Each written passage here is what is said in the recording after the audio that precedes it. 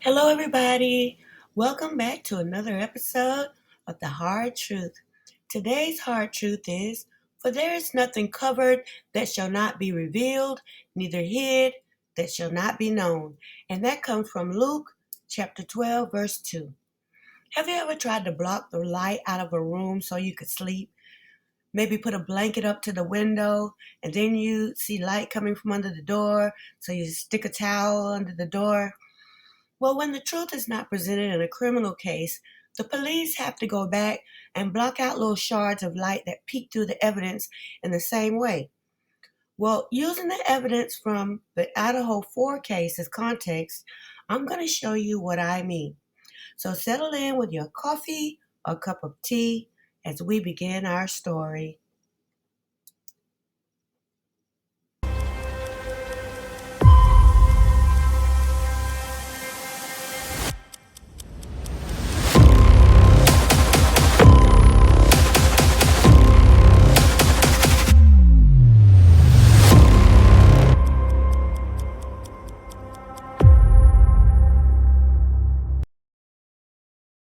Okay, when you put in a sheath, probable cause affidavit, the word sheath only occurs in the affidavit 2 times. So I'm not leaving anything out.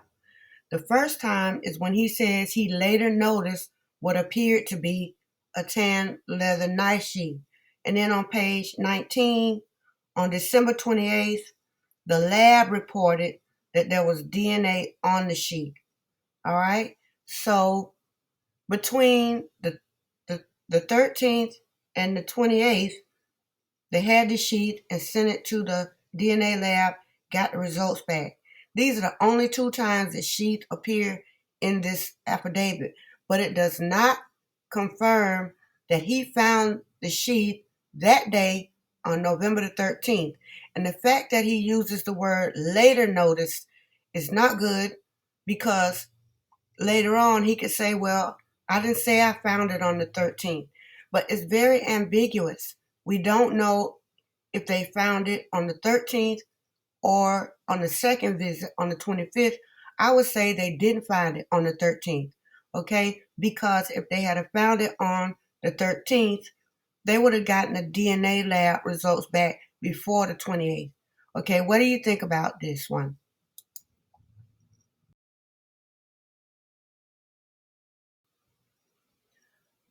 This is the search warrant for Amazon dated November the 26th, which suggests that the police went back to the house on the 25th, discovered the sheath, and the next day they put in for a search warrant for Amazon and eBay or the other stores.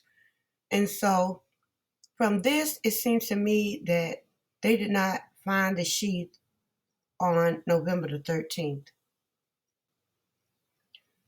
Okay, so again, back to the probable cause affidavit.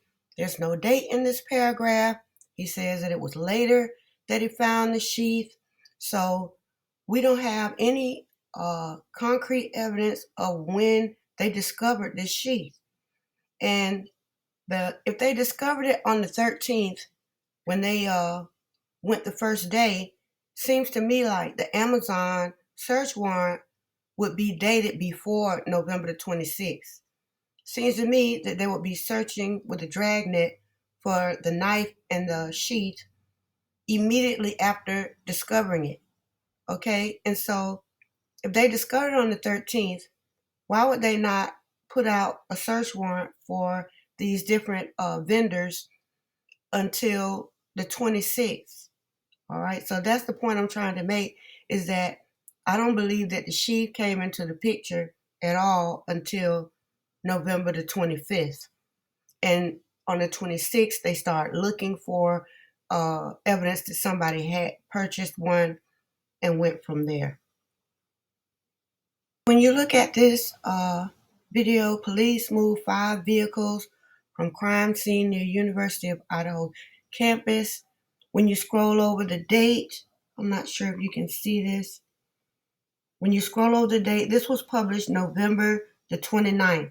So we know by then they had the knife sheath.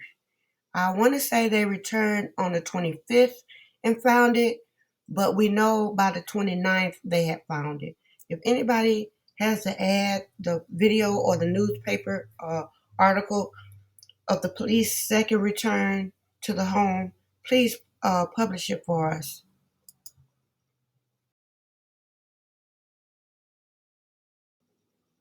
Okay, they moved the vehicles on the 29th.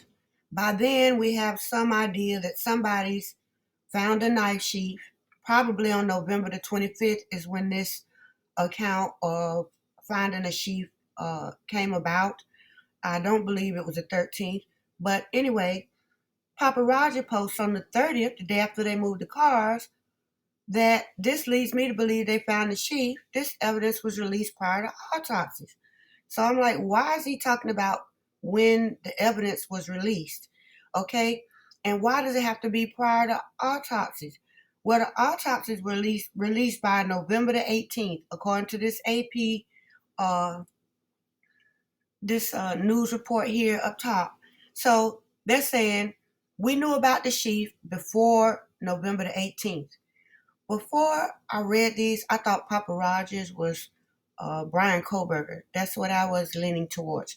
But after this, I was like, it seems like the police are trying to cover their tracks. They realize that, you know, they should have been saying something about the sheath before the 25th.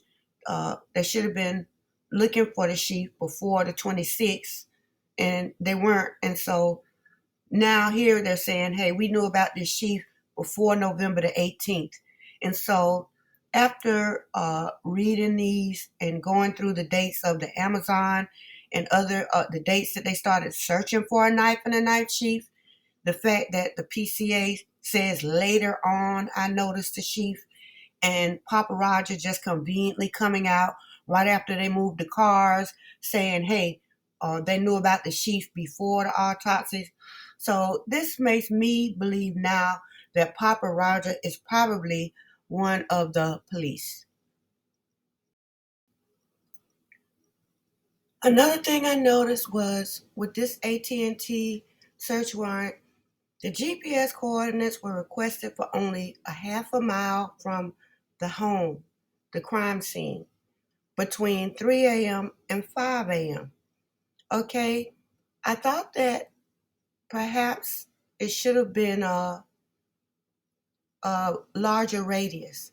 Okay, if Kaylee and Madison were calling Jack until 2:52, then this time of the GPS coordinates should have been at least 2 o'clock to 6 o'clock, and the distance from location should have been at least 5 miles. Okay, because Moscow is not a big city, and so I mean 5 miles, either you coming or going into Moscow, I feel like, or maybe 3 miles. But a half a mile is only pretty much going to tell you who is in that neighborhood, right there by the house. A lot of those people that were in that area probably lived there and used AT&T. And so a half a mile is not sufficient to really say, well, who is in this area, who is moving about. And it should also pinpoint more people than that white Elantra. Okay, I understand they have screenshots of a car moving in the neighborhood, but these GPS coordinates for AT&T should have put everybody out there that was moving out and about, you know, and we would have had more suspects. This all leads back to when exactly did Dylan give her statement to police? Because this is when it became a search for one man, right? A search for one man.